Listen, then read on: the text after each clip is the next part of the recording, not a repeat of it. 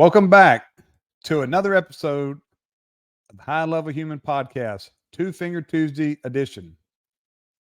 I am your host. I am James McGee. We have a really good show tonight. Have Tom Wells, Joe Collins, who were previous guests on our show. They're going to join us, and we're going to talk about a big problem in America right now: police recruiting, getting young men and young women to do the job as police officers. What happens if we can't get competent, good, intelligent, tough, willing to put their life on the line, all the above, the complete package? What happens if we cannot get those types of people anymore in law enforcement? It is a definite crisis. Tom Wells, Joe Collins, both former chiefs of police. I was a commander for 17 years, in law enforcement for over 30. We're going to tackle that tonight, and we're going to give our opinion and have a discussion over two finger. Enjoy the show. All right, we are back, and we are live. We are hot. So got my two friends. Y'all will recognize them. Got Tom Wells. Got Joe Collins. Joe is with us from Houston, Texas, and Tom is with us from the Cincinnati, Ohio area. Forgot the town you actually live in, Tom. Which one is that? Liberty Township, but you can say Greater Cincinnati. Liberty Township, okay. Liberty. So we're having Two Finger Tuesday, man. It's so good to have both of you with me. This is definitely what I have envisioned for Two Finger Tuesday, to have some friends here and have a drink and solve the world's problem. Not that anybody gives a shit about our opinion, but you know what? We're going to give it. Hey, nobody might give a fuck about our opinion, but we're retired and we're going to give it anyway. So first off, let's talk about what two finger we're having tonight and why you chose that. Joe, what you drinking? Oh man, I got a little smooth single malt Scotch, 12-year-old. That's the good stuff there. That's the good stuff. This why I'm drinking this. Yeah, why are you drinking that? This is given to me as a retirement gift from a good friend of mine, Tony Barthuli. He was a chief in Fond du Lac, Wisconsin. Known him since the early 90s, if not earlier. And he gave that to me for a retirement gift. And I figured, you know what better day to open that bottle than sitting with a couple of NA buddies who are also now retired and talking about cop stuff. And it is smooth. That is good. Tommy, what you drinking? Well, I got the bottle of Weller Antique out today here, the 104, and this is a gift from a good friend of mine. I have good news about him today, too. Sergeant Jeff Hurd of Springdale Police Department. He gave me that last year of my retirement, and I just found out today that he used some excellent police work to catch a guy who has probably racked up about $50,000 to $60,000 in damages of tires. He was throwing carpet nails out in the roadway for the last 2 years, and we've been doing everything we can to try to identify this person. And they developed a suspect, and he used this technique of some kind of, I don't know what substance it was, but they basically put it on the nails, and then this guy bought those nails and went out and used them, and they were able to match that to him. So hats off to him. Great police work. Well, what I'm drinking is Blanton's, which everybody knows that Blanton's, no matter where you are in the country, is very hard to find. I got this from a friend of mine this past Christmas. What makes it special is he is a Muslim, and he brings my family and I Christmas presents every year. Just a great guy. And that shows that we can be different. We can have different philosophies or whatever, and we can still respect each other. And that's just such a big deal to me. So why I chose this tonight is I was going to drink Breckenridge because I bought that at the conference we were at together last year, but then y'all bust out the good stuff. I'm like, man, I can't look like I don't have good stuff at McGee's Pub over here in the bar. So I broke out the Blanton's, but it's also a little bit special to me because of that. Hey, Joe, at least he's honest. Yeah. Oh no, I'm going to be honest with you. That's one of my best and worst qualities is that I'm honest. So what I wanted to talk about tonight is something that both of you have dealt with. All of us dealt with. Probably Tom, you more recent because you retired. Joe and I have been retired 3 years, and you've been retired right at a year. Tom, probably a little bit, probably right at a year, right? Almost July, but it's a little over half a year. Okay. So you dealt with the police recruiting crisis in our nation. And that's what I want to talk about tonight. It's bad. You know, we have a new governor who's a very, he was a former attorney general. He was a cop, and he declared immediately declared a state of emergency because of the shortage of police officers in our state. And our state's no different. You know, here you are, Wisconsin. I know you're Texan now, but you really, Wisconsin's where you spent your career. Right. And then in Ohio, it's no different. Am I right, Tom? What do you think? What do you think the problem is? I think it's a combination of things. You know, first of all, you have all this. I think for starters, at its very base, I think you have a situation where, because of the law enforcement profession being somewhat called into question after the whole George Floyd incident, you have a lot of people, and then of course you have the pandemic, and you have the government shutting down everything, and people are just very disenchanted with government and the trust and everything. And I think people feel like they don't want to be a part of that. And then you have all these other, I mean, wouldn't go through it, of course, but there's a litany of other things. For example, there's a change in the type of worker that's out there. They want a lot more time off. They're not looking at this as much as a career. You've got the added problem where people don't feel supported, where, you know, there's a lot of court systems and legal rulings that are coming out that have been against the police and about our, you know, abilities to, you know, conduct search and seizure and those type of things. So I think there's a kind of a broad feeling among police officers, certainly ones that are current and people that might be looking at it as a profession, to say, like, you know what, there's not enough in there for me to feel like I am going to get a rewarding career and feel like I'm a part of something. And I think that's sort of the foundation of the problems we have.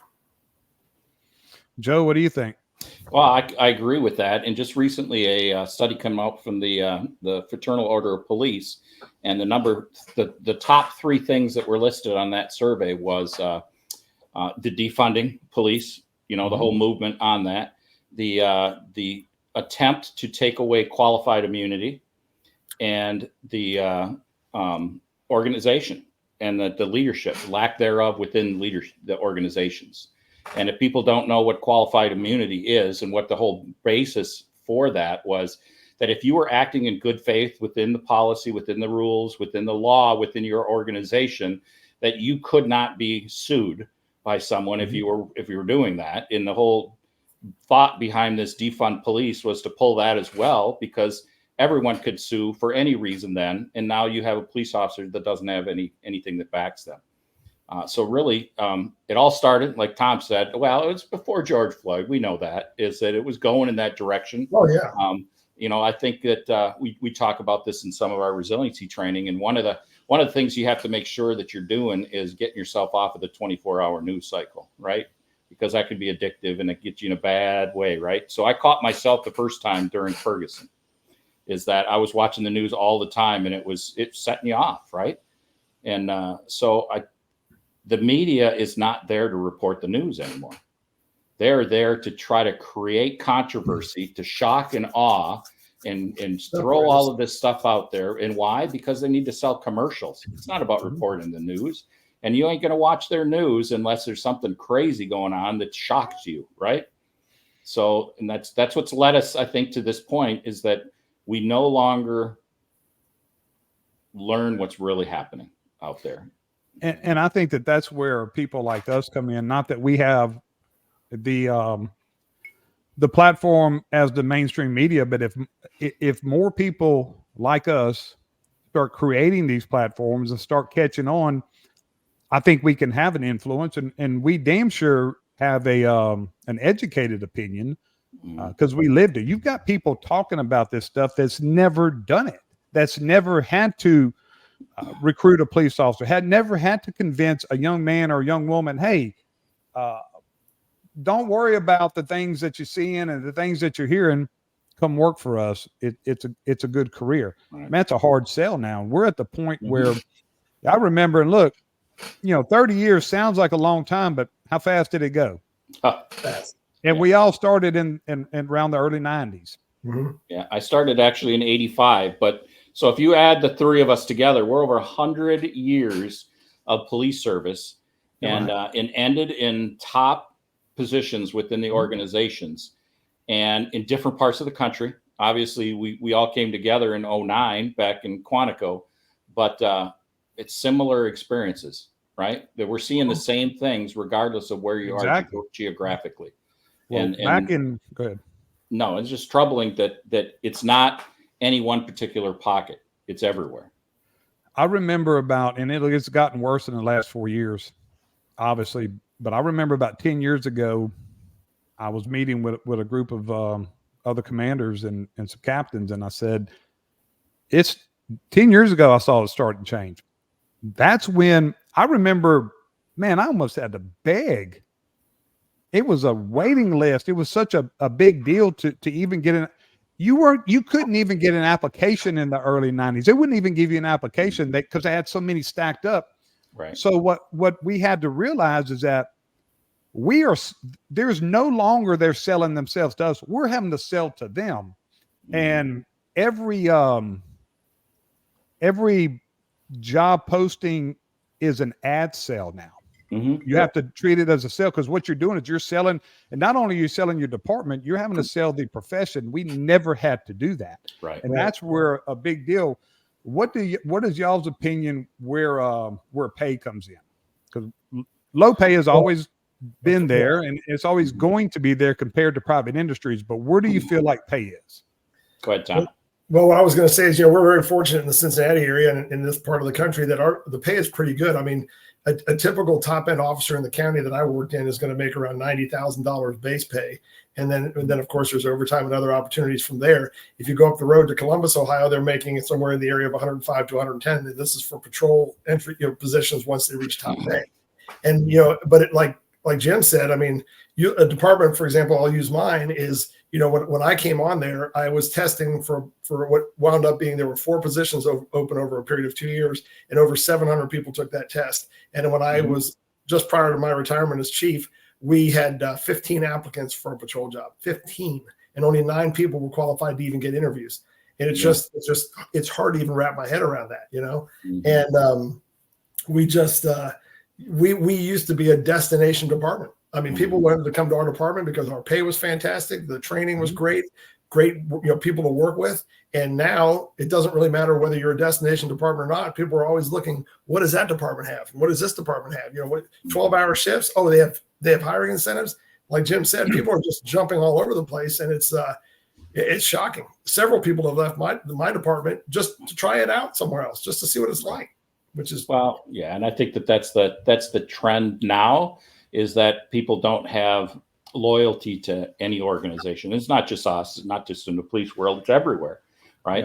Yeah. And it was like right around that time that we were starting to see that occurring. And my son was actually working.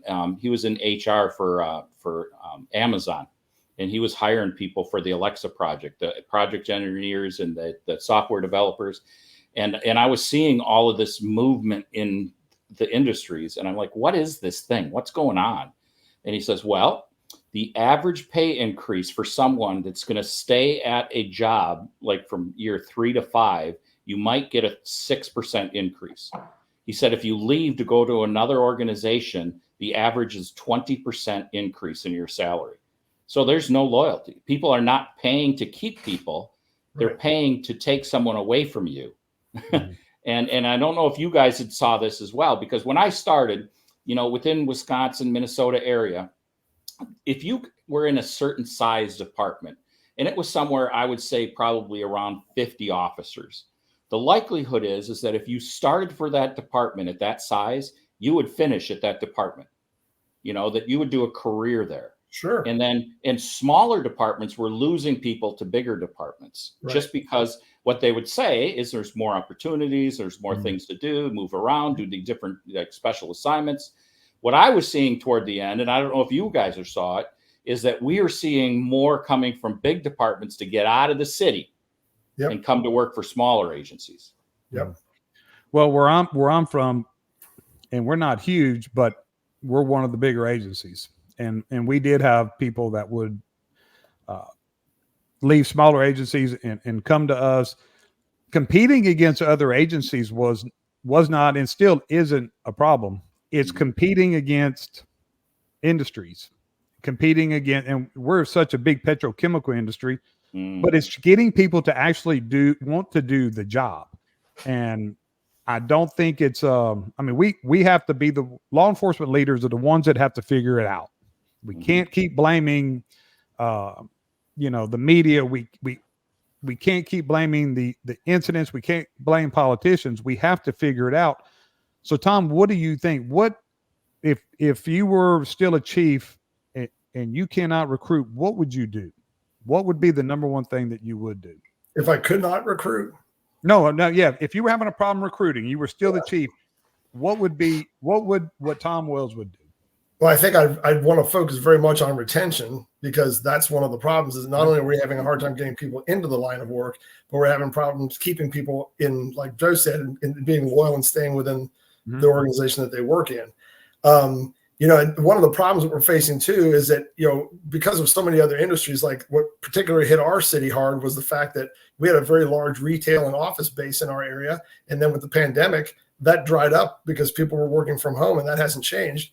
And the retail that was supported all of that office work also vanished, and especially with all the internet retail that there is now. So it was like a double whammy. So you have cities like ours that used to be flush with money that all of a sudden are hurting. And then you look at other cities where people are working from home that are bedroom communities that really never had a tax base. All of a sudden, because in Ohio, that's where the taxes are, wherever you're working from home, that's where, when people are working from home, that's where they pay tax. And so those communities are all of a sudden are getting flush. So that's a really tough question, because I'm not sure what one can do. If you don't have the means to offer the best benefits or the best pay, you're really between a rock and a hard place. I think that, when you do polls and surveys among police officers, pay usually isn't number one. But I'm going to tell you, my opinion is when you look at this pyramid, pay has to be the base. It has to be the base. You have to really look at your pay. You really, to me, as a law enforcement administrator, you have to look at what you're spending. Everybody wants the new technology. Everybody wants all this fancy stuff, which is good. And well, we were fortunate we had all that, but it starts with competent people. If you can't get competent people, it doesn't matter what the technology is. It doesn't matter. All that to me is secondary. You've got to have, it starts with, goes back to the old saying, put lipstick on a pig. Right. They're still a pig. Right. You can't hire bums. You can't be forced to be able to hire bums, because that's all you can get, and that's all you can recruit, and that's all you can afford, and expect them to have all this technology. It won't do any good. It starts with people. And it starts with providing them strong leadership that cares about them, and leadership that puts them first. And then you tackle all the other stuff. I think that's where, Tom, that's where the retention comes in. Yes. No, I agree with you. Once you get them, man, you got to keep them. And you can't blame we just can't blame anybody else. It's not going to do any good. No. Just got to really be there. If they know that, they can look at what happened in Minneapolis. They can look at what happened in Ferguson and all these other places, right? But if they know that in their heart that if that happened here or happened in your place, they're going to be taken care of, they're going to stay with you. Yep. And I think, and that's one of the things that's so, I think, frustrating is that you see this, and again, it's the last few years, you see this mass exodus of upper level police experience, people that are leaving or opting for retirement because they're tired of the BS. And all of a sudden you have departments that don't have experienced people at the top, that don't have people that have received training. I mean, when I look back, I, of course, as I know both of you did, we loved our NA experience. We loved the friendship that came out of that and the networking. But honestly, I would have been lost without the training that I've received from the National Academy and from the Ohio chapter in following up, going through my critical incident, because it was so incredibly important to raising me to the next level of leadership, to be able to understand people and to appreciate the people in the organization, that I couldn't agree with what you said a minute ago more, is that if you don't, first of all, you have to hire people, and you can train anybody to be a police officer. You have to bring in people that have good character. You got to bring them in the door, having the right qualities. And then you got to groom people and develop people so that they could have the tools to be able to understand other people, not only the public, of course, but people within their organizations, so that you can develop them and make them want to stay and make them, there's really a lot of people in the profession these days that are like, well, what have you done for me lately? What, and that's really, it's a shame. It's not how we were raised, but that is what's going on. Oh, absolutely. Well, it really doesn't matter. It's the hand we're dealt with. And we have to conform. Leaders have to conform to them. And like you and I talked about on our podcast, is that our fundamentals need to be our fundamentals. It needs to be what we believe in. But we have to, as leaders, you have to figure out what makes them tick. How are we going to get them to work? And that's, that responsibility, to me, that responsibility lies on leadership. One thing that we always did when we had one of these incidents throughout because we are different. We are very conservative here, and we have such a strong community support. What we would do is localize it. And we would say, hey, quit paying attention to Minneapolis. We're not Minneapolis. We have, you still have to do the right thing, obviously, but don't leave and don't get frustrated because of Minneapolis. We're not them. And if we keep providing good service to our community, they're going to support us. So to me, you localize it and take them away from that, because we're not, we're not Seattle. We're not those places that are just totally turned on the police. And I think y'all came from places like that too. Oh, 100%. Yeah, it did. So, and just building on what Tom was saying, is that just by that statement, you were showing your leadership, Tom, is that you recognize the fact that it was a learning experience. Yeah. And, that's what we talk about in our leadership now, is that we never promoted anyone expecting them to know all the answers. Mm-hmm. We promoted them to be a person that understood what their strengths were, what their limitations were. And if they didn't have the answer, who has it, and find that person. Right. Mm-hmm. And, there's three categories now in leadership that are so important. And it's authenticity. Are you really who you're saying you are? Right. Yep. Transparency. Are you trying to put some kind of a cloud in front of me that is separating me from the truth? And vulnerability. You know what? They've got to understand that, I don't know all the answers. I need your help to get there. And sometimes I need your help to make me stronger. And, I think we learned a lot of that when we were at the NA, but through life, if you think that you know all the answers, man, it's going to be a bumpy road, and you're going to you're due for a crash. Right. And I think that's where we're going, is that, it's focus on what you can control. Right. Because when we were dealing with officers through the pandemic and agencies that they had no idea how to deal with COVID, but they were coming up with all of these answers and responses. No, let's focus on what we can control. And that's our response as human beings, right? That great phrase from Viktor Frankl, right? Between stimulus and response, there's a space. And within that space, we get to choose our humanity. He did not say between stimulus and react, there's a space, because there ain't. Right. If you can understand that there's a space that you can respond as a human being, as who you might want to identify with or as your values, that's what we have to do. That's our control, the space. Yep.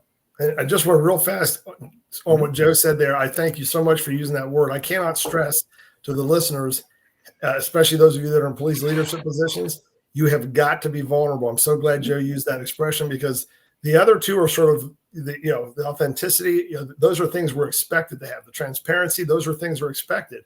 But I don't think people really think enough about the word vulnerability and how important that is, because the more that you open up to say, either to the concept that you don't have all the answers, but particularly that you have a strong team or a strong group of people that you can draw upon experience, and whether it's people at your same level, whether it's people within your department throughout your ranks. That is such an important thing, because that's actually what makes you a strong leader. The people that circle the wagons and act like they know everything and hide information, those are the ones that are having problems. Yeah, because it's funny, because I was talking to a group today about the fact that when something's going well, or a program or a project is really exciting, everybody wants to have their fingerprints on it, right? Because it's really important. As soon as you start hitting bumps or it gets sketchy or it's like going in the wrong direction, everybody will pull their fingerprints off it. And what are they doing? They're pointing at somebody else rather than actually rolling up their sleeves and making something happen. And that's where we are, in a lot of organizations. It's like, you know what? Let's roll up our sleeves and fix this thing. And like you were saying, James, it's like, we're not going to fix this from outside. It's got to be inside. Mm-hmm. And what does it mean? You've got to have your people believe that you trust them and that you're going to have their backs. And that's where a lot of people don't. 1,000%. And I'm going to tell you, coming from a guy, you two, and you picked 10 other people, all of y'all together didn't make as many mistakes as me. I promise you. But what got me, I promise you, I'll promise you that. But what got me through was, I was organic. I cared. That's the only compliment I'm going to give myself is I truly cared, sometimes too much, about the people that I was supposed to be, I was supposed to care about. And I really cared, and they knew it. When you don't care, they fucking know. Yes, they do. You ain't fooling nobody if you're a leader and you don't care. So my advice to any leader, just care about the people you're supposed to care about and put yourself last. And Tom, you and I talked about that. So what I'd like to do is close it out by doing this. Each of us, if you're having to talk to, so I want to talk to any young man, any young woman that is considering a career at this day and age in law enforcement. Let's sell them. Tom, let's start with you. Sell them. This is an honorable profession that needs good people who truly care about others. This is a profession that needs problem solvers. And I would hope that the person would consider how important their influence and what they have to bring to the table can make such a difference to other people. That's what I'd want to say to somebody. Joe, what do you have? What message do you have for young men and young women that are considering a career in law enforcement? Well, first of all, my daughter is in the job. She's been there for 12 years now. Her husband is on the job. So it's important for me to be able to make sure that they've got the support systems in place, right? So to come on this job, if you truly want to make a difference, not just in your community, but in yourself, you can do it in this career. Because like I said, between stimulus and response is a space, right? And in that space, you get to choose your humanity. Do you want to choose your humanity and then have that impact every single person around you? Because you can do that in this job if you live in that space. And you can truly affect other people and how they live their lives. You can, if you choose to do it. Yep. So my message to young men and young women who are smart, competent, courageous, have integrity is simply this. Somebody has to do this job.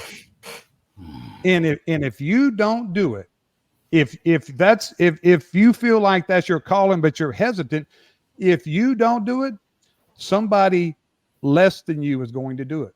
Somebody who doesn't care about people, somebody who isn't courageous, somebody who isn't intelligent, somebody who doesn't have integrity is going to do this job. Why not you? That's how, when people step up and take that challenge, the right people, the culture or the perception can be changed. So Beautifully said. Any last words? Any last words of encouragement? Y'all don't have to worry, because if you got something else, you can always come back, because y'all two are open for Two Finger Tuesday anytime that you want. No, I just saw a great quote though that I'm going to share, because I think that we're in this club, and it's called the Geezer Paradox. All right. Okay. And here's what it is. You don't become cooler with age, but you care progressively less about being cool, which is the only way of being cool. I just want to be as cool as Tom Wells. That's my life goal. Yeah, to be as there cool it as Tom Wells. There it is. I want to drive a train, man. Hey, if you want to see cool, go ahead. Go ahead. No, go ahead, Tom. I would say you want to be cool. I have a clip I'll send you if you want to put it in the link there of me driving a train that got somebody put on the internet the other day. Operating a train. It's not driving. It's operating. Oh, there we go. Well, it's a good one. It's all about learning. It's all about learning. Yeah, it is. And I appreciate both of you. Appreciate your friendship. I appreciate your leadership. And y'all are welcome anytime. So Collins, Wells, and McGee are out.